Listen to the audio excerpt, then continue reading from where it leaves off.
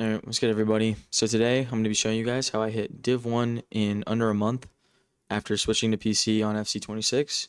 I have some clips today, some are goals and some are defending sequences, and I'm basically just going to show you guys how I build up, how I score pretty much, like get open, and how I defend, and I'll pretty much literally just give my thought process for each clip. And yeah, I'll see you guys in the first one.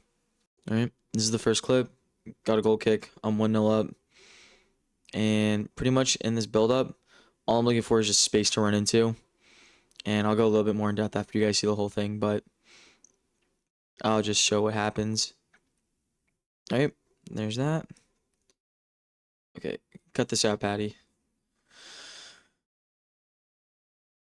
Alright, here's the first clip, guys. So pretty much I just start off from the back, literally from the very back of the field with a goal kick. And pretty much all I'm doing is, the main thing is just I'm looking for where is open space, right? Where is open space? Where is open space? Because naturally, if I take this open space, he has to pull people into it, and that opens up even more space, right? So if I let this play out, pretty much just look, see, I'm finding space. I'm using the triangles that I've explained in past videos. Now this part specifically, so obviously I'm in Div 1 and I'm pushing Elite, so the players here aren't exactly god awful. So I know that he probably thinks I'm going to play this through ball because of how obvious all of this space is here, right? And I know this because this guy's been playing decent defense. I got a little lucky with the first goal. It was off a corner, but this guy's playing good defense, so I know he's going to immediately try to cover this space. And which means, obviously, this gap is going to form. And I know this.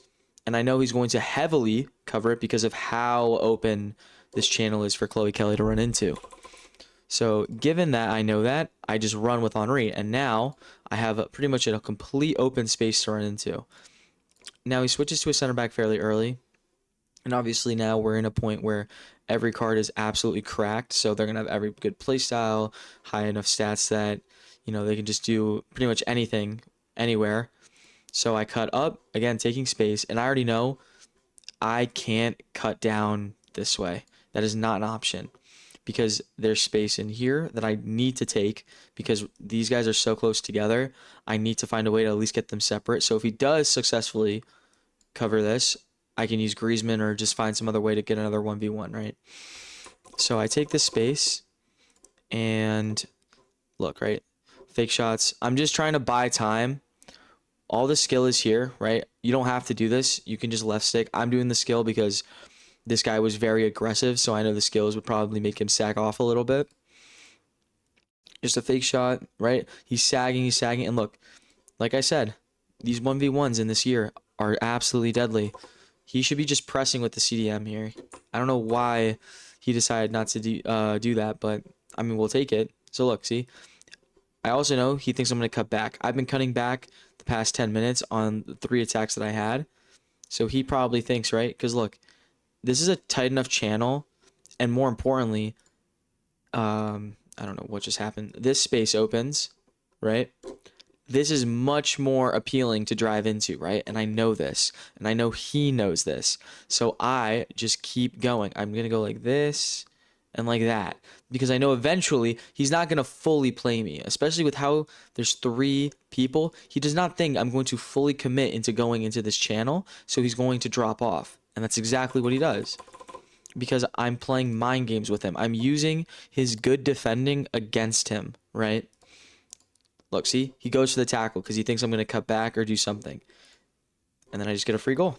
Simple as that. So that's the first clip. Hopefully, it's pretty easy to understand. I'm going to try not to over-explain anything and just spend too much time on these clips just because I have a decent amount. But yeah, that's it for this one. I'll see you guys in the next one. Okay, so this is not a goal this time. This is me defending. I believe this is the same game. I don't remember fully. But right here, right? So this is not a really dangerous situation. I'm not exactly fucked yet, but it could very easily get that way just because this space right here is pretty big, and he could definitely make me have to drag players into this space and get an open opportunity. But the main thing I'm just thinking right now is just how do I prevent a 1v1? How do I prevent him getting either the ball carrier or getting a pass into someone right here or just back up here and just creating a situation where I have to commit because I do not want to commit on this close on this top of the box area just because if you commit here and I guess wrong, it's pretty much a free goal, especially at this level of the game, right? So look, I drag my center back. This is a philosophy that I was talking about. I drag my right back inside because I'm okay with him getting this free pass because then I can just pinch him and pretty much just make him reset more easily than up here. He's much more dangerous with open space here than open space down here, right?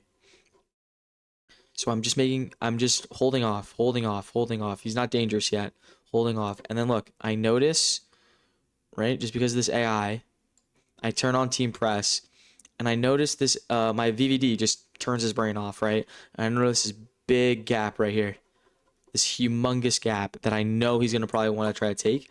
So instead of trying to switch and like, let's say switch to VVD and run back into that space, that'll take too long. My midfielder is already here. I'm just going to move him into this space. I'm just going to literally drag him. You guys will see it in a second. Literally just move him in there. Look, I sprint too. I don't jockey or sprint jockey. I sprint because I need to get there quick. And I get there and I cut it off. So big thing there is just recognizing the spacing and also understanding what the best decision is to cover that space. That's pretty much the biggest thing. Little things like that, like not switching to my center back to bring him back into position and just knowing like, okay, we're too far gone in terms of keeping our defensive structure. Let's just defend the most dangerous points with the players that are closest to those dangerous points. But yeah, that's it for this one. I'll see you guys in the next one. Okay, so in this game, after that defensive sequence, I ended up actually scoring. So I got both just because I think here was a really big deal in terms of trying to show what kind of defending mistakes will lead to goals at the higher levels. So this guy's 2-0 down, and I can tell he's getting impatient. He's getting frustrated. So I know, obviously, you can tell that just by the fact that he's just mindlessly dragging the center back out. So obviously, I'm going to take advantage of that. And I keep this ball on the ground because if I put it in the air, Bissek is like 6'6" or something. He's like really tall and he's got really good jumping, obviously, because it's his footies card. And my chances of getting through lower if I put this ball in the air. So obviously I'm taking the space right here. So if I go back a little bit, immediately already, just because Henry wasn't already fully sprinting, I know he will catch me. I know Bissek's going to catch me because my Henry's dribbling is too high, so he's not lengthy. And also, even if he was, Bissek is also lengthy. And getting to like this area, we're going to get there at the same time, or he's going to beat me there. And I know that immediately after getting the ball. So I'm not going to fully sprint. I'll take maybe 1 or 2 touches, but I'm not going to fully sprint. So let's see. And then again, I use his good defending against him. I send a decoy run with Griezmann into this absolute mindlessly big gap. So he fully commits, right? And again, this is just making him double guess. And now I realize as soon as he turns his body position, let me just get rid of the pen marks. As soon as he turns his body position, I know he's going to probably try to commit again. He should have tracked this run the whole way, but now I'm pretty much creating a 2v1. Because even though this center back is back, I think that's Romero, he's not controlling him, right? So the fact that he's not controlling him is still a 2v1 because he's only controlling one center back. And I've already broken past his midfield line. He shouldn't be switching to midfielders at this point because I can just exploit this space with Henry. But I know that. But again, I'm using his good defending against him. So I play the pass anyway because I know he's going to try to come back. And I score. And he rage quit after that. So for that game, that's pretty much everything. But I'll see you guys in the next clip. All right. So this is another defending clip. This is from a different game. It's 1-1 right now. So pretty much, this is more I'm going to focus on how I'm defending players that can actually build up properly. So the first thing I do whenever he gets the ball to a CDM, I check, did he trigger a winger? Or down here in this line, did he trigger a winger? If he triggered a winger, I immediately switch to my fullback and just drop them back to like this area-ish, right? And the reason I do that is because of the first time through ball. I know he's probably going to try to find it. I'm not personally, I know my strengths and my weaknesses.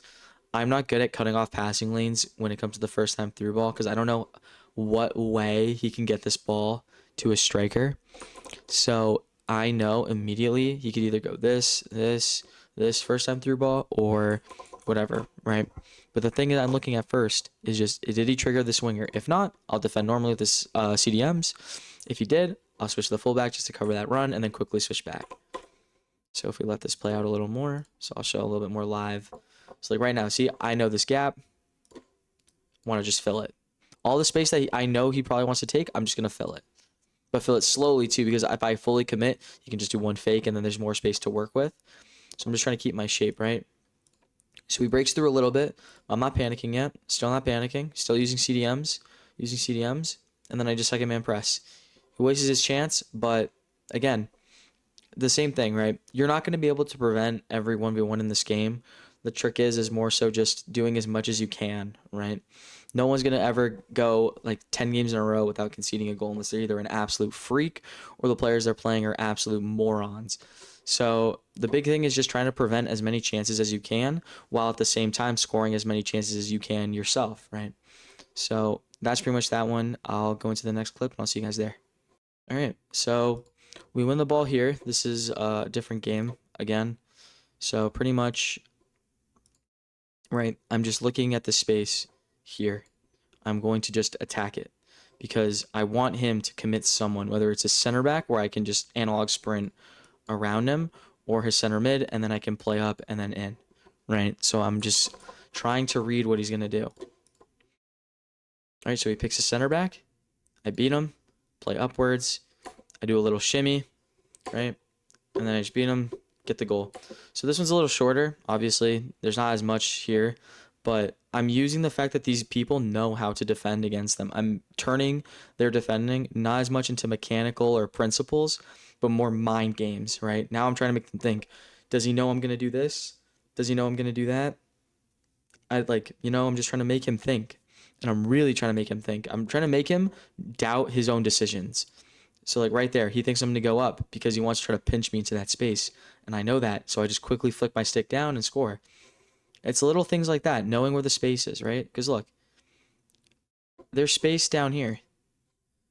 Way more space down here. This is a 1v1, exactly what you want to create when you're on offense. And there's way more space down here than up here.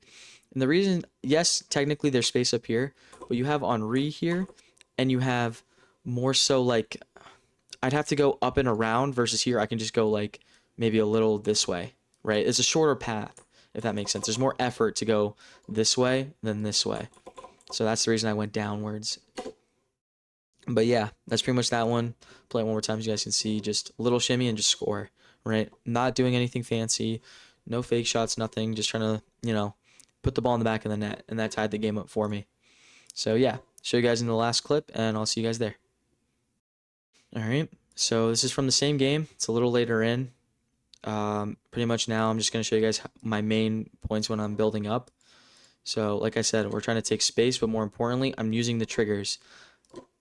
This button and this button need to be your best friend if you want to make it anywhere close to Div 1 or Elite. And the reason I say that is because we all know that attacking AI in this game is absolute dog shit. So if we don't try to at least compensate a little bit by manually moving players, we're not going to get anywhere, right? We do not want to pray for the AI to work. We want to try to make it as manual as possible, right?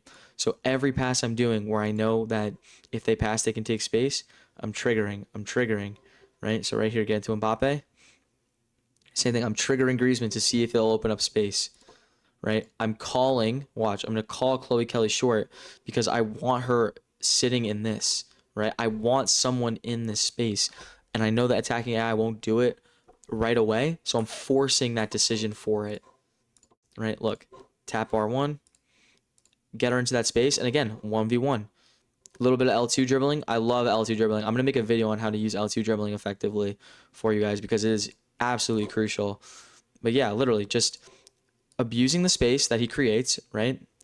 His defense is very out of whack because look, right now, if I'm him, I'm still staying here because I don't know if, I'm going to go up. The minute I rotate here, pressing here is stupid.